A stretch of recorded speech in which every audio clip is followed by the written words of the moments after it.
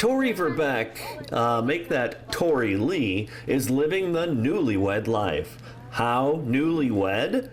She married Logan Lee on July 3rd, and here she is as an FCA camp huddle leader. I'm here because FCA has been such a big impact on my life, and last year being a huddle leader had a very big impact, and just the joy it brought me and the God high I had, I just really needed to be brought back to that.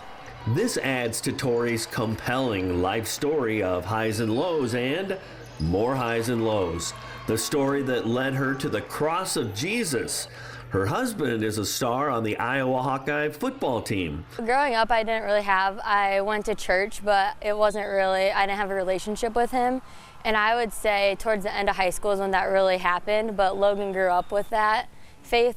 And so I think really just doing FCA camp last year and just being with him and him being so involved, we've just kind of decided after last year that that is going to be the center of our relationship, and that's how we're going to go forward with it. As skilled athletes at separate high schools, Tori and Logan found themselves front and center, including when Logan took a knee as the Hawkeyes prepared for the Citrus Bowl. Were you nervous? Absolutely, I was nervous.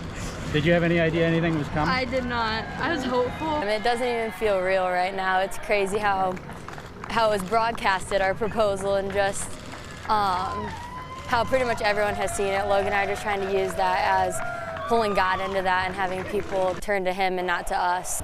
Jesus Christ is now the center of this married couple, all through the ebb and flow of their lives.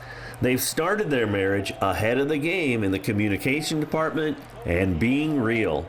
Going into it, we have a lot of vices that we had to deal with and felt really convicted with those. And so we kind of are going in with an open communication about everything. And so with that, we just communicate through it all, and whatever's on our hearts and what God puts on our hearts, we just open it up to each other and talk about it, and it helps both of us having our faith and our relationship with Christ. It just helps being able to have those conversations, be open. One of the threads throughout Tori's faith journey is friendship. Real friendship with Rachel Daniels, who's alongside this week as a huddle leader. I honestly don't think I'd be standing here all the time she came home from FCA camp singing I Am a C. I was so annoyed with her.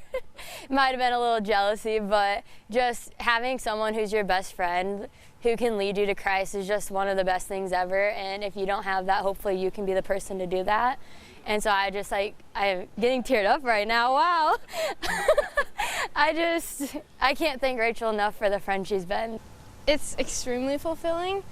It's one thing to do something here on earth that is rewarding in terms of this life, but it's another thing when you know that you're making an impact on someone that is going to last in eternity, and that you're gonna get to be together forever. I'm gonna get to hang out with my best friend for eternity, and that's pretty awesome. Mrs. Lee praises the Lord for her life journey, including the realization of where sports best lines up.